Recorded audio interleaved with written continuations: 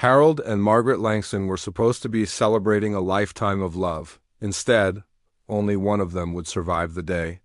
On their 60th wedding anniversary, in a quiet town where everyone believed they were the perfect couple, Harold did the unthinkable. Driven by suspicion, tormented by silent assumptions, and blinded by jealousy, he took the life of the woman he had loved for decades. What he didn't know was that the secret he thought she was keeping wasn't an affair. It was a surprise gift for him. This is the chilling true crime story of how trust unraveled, love turned lethal, and a celebration of commitment ended in tragedy. Harold and Margaret Langston had always seemed like the kind of couple who belonged in a storybook. Their love began in the summer of 1965 when they met at a church picnic in Ashton Creek, a small and tightly knit town nestled between the hills. He had just returned from a short military deployment, and she was a fresh-faced librarian's assistant with a love for poetry and pressed flowers. Over the decades, their lives intertwined so completely that they seemed like two parts of the same soul. People in Ashton Creek admired them, even envied them. They lived in the same white house on Pine Hill Drive for more than 50 years. The place had become a local landmark of sorts, a symbol of time-tested love and simple living. With ivy crawling up its porch columns and roses lining the walkway, their home looked like it had come from a postcard. They raised 3 children, all of whom moved to different states, visiting for holidays and important milestones. Friends described the Langstons as peaceful and private. They didn't cause drama, didn't raise their voices in public, and never involved themselves in neighborhood gossip. Margaret hosted a monthly book club in their sunroom, while Harold volunteered once a week at the local school, reading history books to 5th graders. On most mornings, they took a walk together through town, holding hands no matter the weather. Their routines were simple, and they rarely strayed from them. Pancakes every Sunday, tea at 4, lawn chairs by the garden every evening in the spring and summer. Their life, though modest, seemed to have been carved from a peaceful rhythm that few couples could maintain for so long. With their 60th anniversary approaching, everyone in town looked forward to what Margaret had described as their final big bash. Invitations were mailed, decorations were ordered, and Margaret worked for weeks planning everything. There would be a catered lunch, live music, and a photo display of their life to gather old black and white pictures from their wedding day. Birthday parties over the years, vacations, and memories etched in time. It was more than just a party. It was the celebration of a union that had endured every possible test, or so it seemed. Underneath that quiet life and celebrated love, something else had begun to grow. It wasn't visible to outsiders, not even to close friends or family, but it was real. A seed of doubt had been planted in Harold's mind, slowly, quietly, like rot inside a tree. He didn't speak of it. He didn't ask questions. He didn't share his thoughts with anyone, not even Margaret. But something had changed inside him, and it had been building slowly over months. He started noticing things: Margaret checking her phone more often, receiving packages she didn't mention, stepping outside to take calls. Her weekly Wednesday outings, which she said were just errands and library visits, started lasting longer. Sometimes she'd return smiling, and he wondered if she had been with someone else. There had never been secrets between them, or at least that's what Harold believed. But the way Margaret had become more private unnerved him. She laughed more when texting. She looked at herself in the mirror a little longer before leaving the house. She wore perfume on days when she used to wear none. These weren't alarming changes to most people, but to Harold they felt like signals, like whispers of betrayal. He said nothing, though. He watched and waited, letting the suspicions harden. At night, as Margaret slept peacefully beside him, Harold would lie awake, replaying her every move in his mind like a detective piecing together a case. He tried to find rational explanations, but always landed on the same conclusion: she was hiding something. And in his mind, that something had a name and a face. Even though he didn't know who, he became convinced she was having an affair. He never thought to ask her, never considered that he might be wrong. In his silence, he created a story. And in that story, Harold was the victim of betrayal. The irony was cruel. For 60 years, Harold had never so much as raised his voice at Margaret. He'd brought her tea when she was sick, held her hand at funerals, and danced with her in the kitchen when no one was watching. But now, standing on the edge of their diamond anniversary, he looked at her not with love but with suspicion.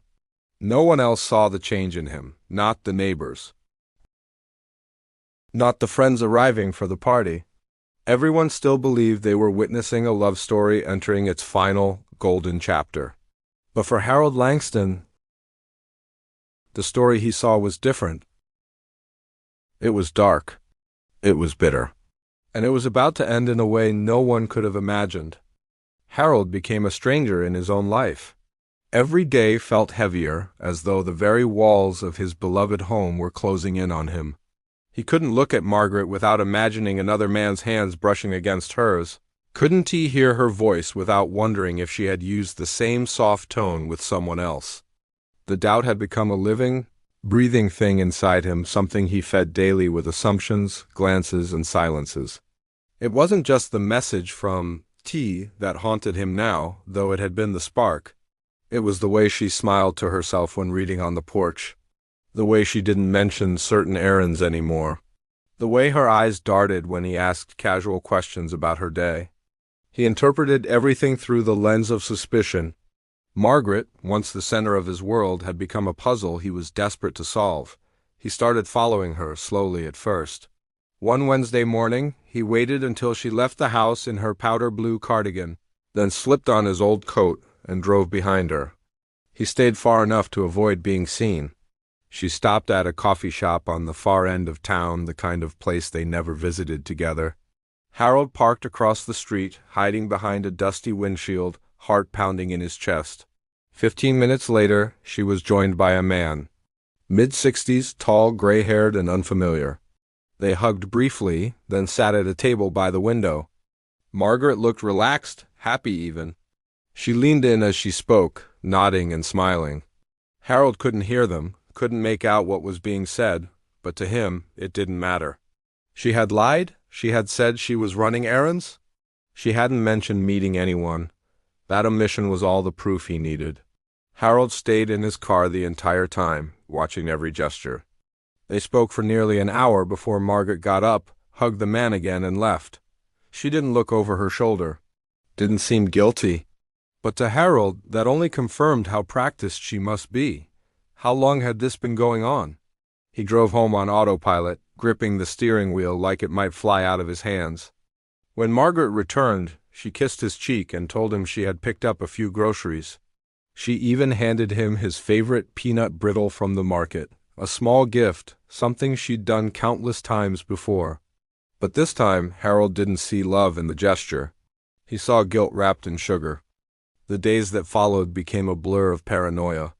Harold began checking her messages when she slept, flipping through her calendar, opening her drawers. He found nothing concrete. But still, every ordinary item seemed like a piece of a greater deception. She hummed when she cooked. She talked to herself when folding laundry. These were once endearing quirks, now reinterpreted as signs of emotional distance.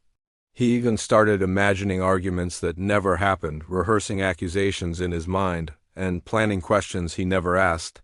As their anniversary approached, the preparations continued. Margaret was deeply involved in every detail. She spent hours finalizing the guest list, arranging decorations, and assembling a photo slideshow.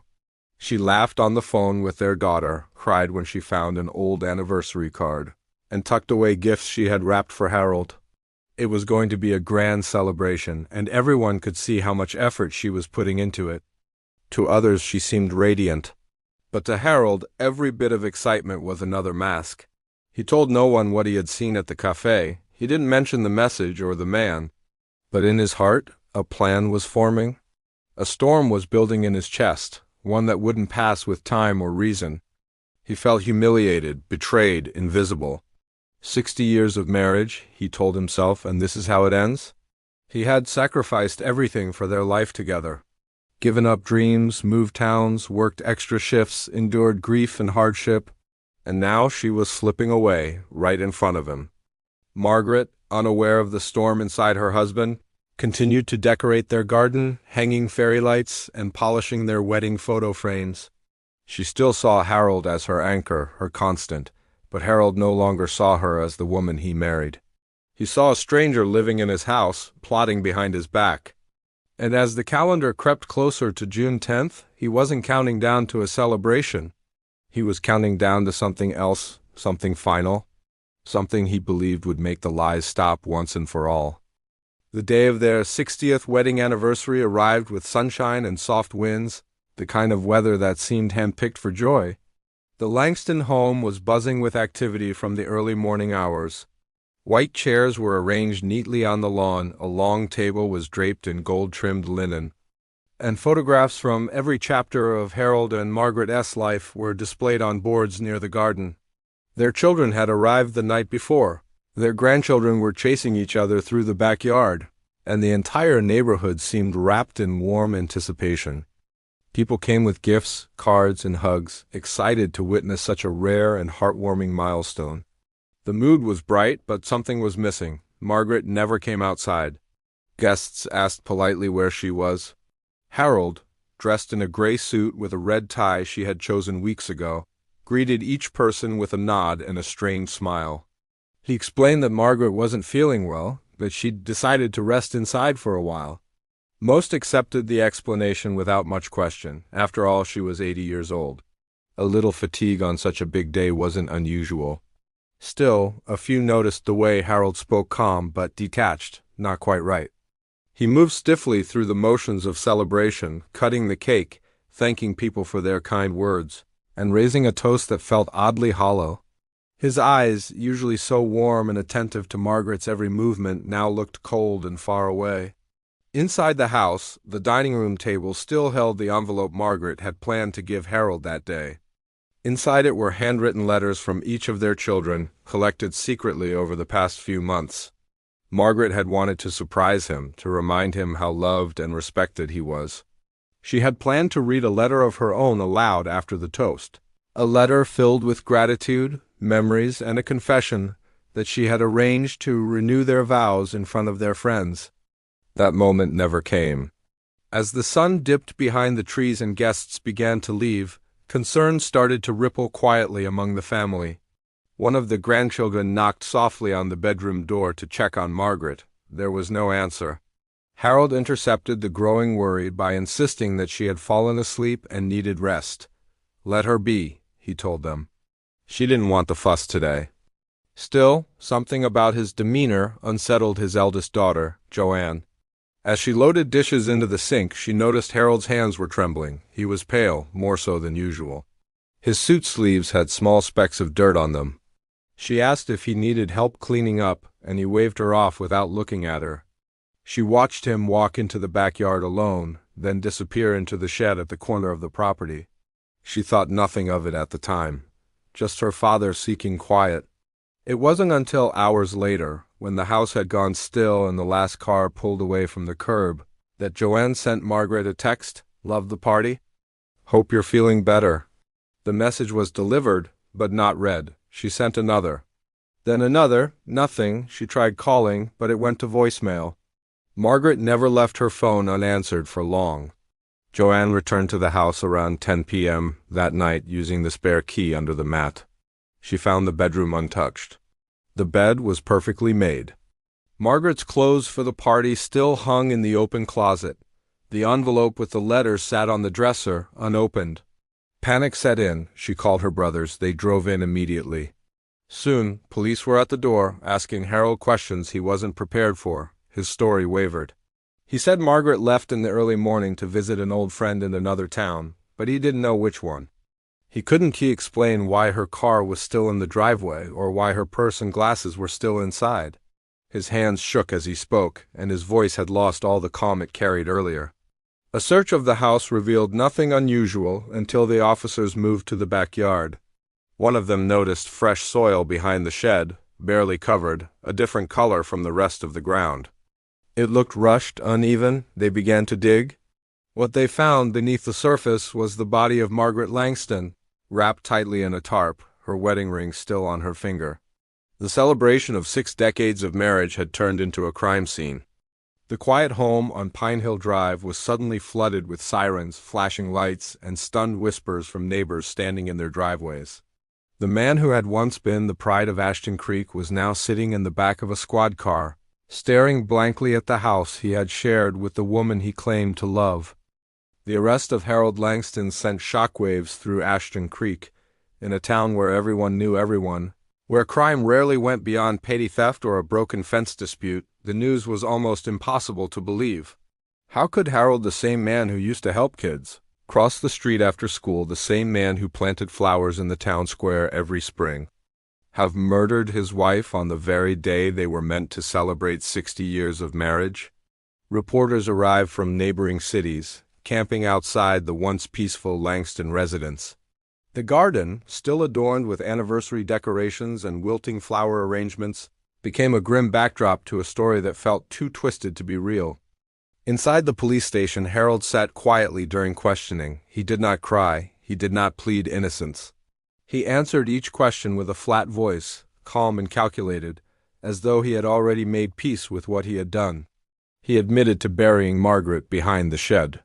He explained how he had struck her once, just once, he emphasized, with the corner of a heavy brass lamp they kept in the living room. It had been sitting beside his chair for years, unnoticed, part of the furniture of their lives. On the morning of the anniversary, after weeks of internal turmoil, he said something in him simply broke. He claimed it wasn't rage, it wasn't even hate. It was certainty, he said. Certainty that she was betraying him, that she had stopped loving him, that someone else had taken his place in her heart. He described how he confronted her in the living room while she was laying out the party favors. He asked her about the messages, about the man from the cafe, about why she had lied. He said she looked surprised, then confused, and didn't answer fast enough. And in that moment, he said, everything they had built felt like a lie. So he acted quickly, deliberately. He claimed he didn't plan to kill her, but that once it happened, there was no going back. He dragged her body out through the back door, using an old blanket to wrap her. It took him most of the morning to dig the hole. The effort left him winded, sore, and sweating profusely, but he finished in time to clean up, change his clothes, and prepare for the party. He put on the suit she had ironed for him days earlier and pretended everything was fine. He cut the cake, posed for photos, and thanked people for coming, all while his wife lay buried less than 10 feet away. The confession horrified investigators. But it was what came next that truly turned the case on its head. Police had already started examining Margaret's phone and emails. They quickly identified the mysterious T from the messages. His full name was Thomas Merica, retired postal worker from Michigan, not a stranger, not a secret lover, but Margaret's cousin. Their mothers had been sisters, and after decades apart, Thomas had recently moved to a town just outside, Ashton Creek. He and Margaret had reconnected by chance through a mutual friend at a community fair. Since then, they had been meeting weekly to work on a surprise for Harold, a digital scrapbook and photo timeline filled with family letters, images, and recordings meant to be displayed at the anniversary party. The message Harold had seen, "Same time tomorrow," was nothing more than Thomas confirming their next meeting to scan in old photographs. The man Harold had watched in the cafe wasn't a threat, wasn't a rival. He was family, and the biggest twist of all, Margaret had been keeping it a secret not out of guilt, but to preserve the surprise. Her Wednesday outings, her cheerful mood, her moments of quiet happiness, they had all been rooted in love, not deceit. When Harold was presented with the truth, he went silent. He stared at the floor for several minutes before speaking. He asked for a moment alone, then he requested paper and a pen. What he wrote during that hour remained sealed by the family, but what followed was a formal plea of guilty to second-degree murder. There would be no trial, no long, drawn-out defense. Harold accepted his sentence without resistance. In the days that followed, friends and neighbors stood outside the Langston home in disbelief. Some placed candles along the fence, others left flowers. The town, once united in admiration of a couple that seemed eternal, was now haunted by a tragedy born not of violence, but of suspicion, silence, and mistaken belief. The Langstons' legacy had shattered, leaving behind not only a grieving family, but an entire community grappling with how love could turn so dark, so fast, and with so little warning. After the sentencing, Harold Langston was transferred to a minimum security prison just outside the state capital. His age and health spared him from the harshest conditions, but his reality was still one of loneliness and silence. He rarely spoke to anyone inside. He spent most of his time in the prison library, reading the same history books he once used to teach. Occasionally, he would sit near the window for hours, watching the sky or the trees beyond the fences, never reacting to the passage of time. To the other inmates, he was the quiet old man who didn't make trouble. They didn't know the story in detail, only fragments: an old man, a murder, an anniversary. But for Harold, every minute of every day was spent in the shadow of what he had done. The Langston children were left to pick up the pieces of a life they thought they understood. Joanne, the eldest, took it the hardest.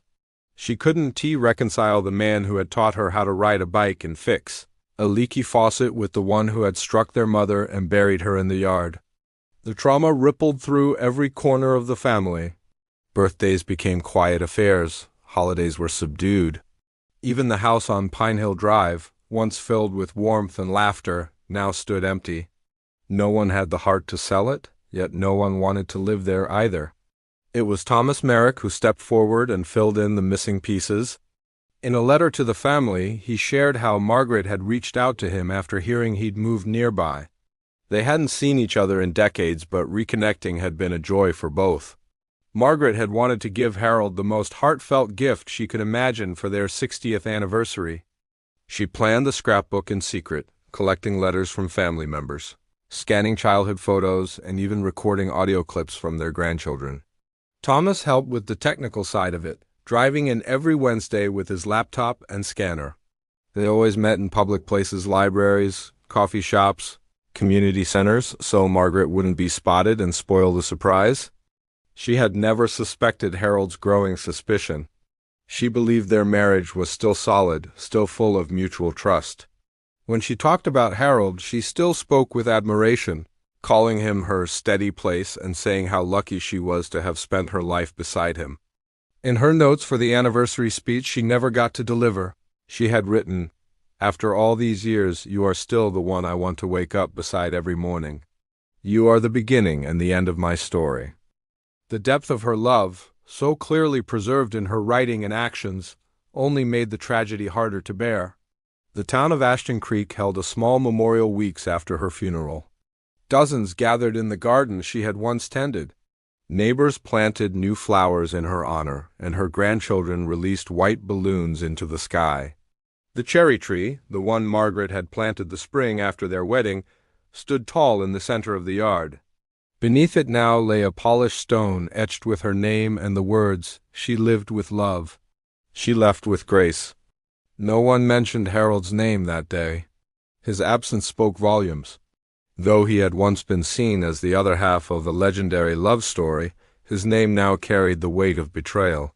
People struggled to understand how a man who had shared 6 decades with a woman could be so blinded by suspicion that he'd destroy everything in a single moment.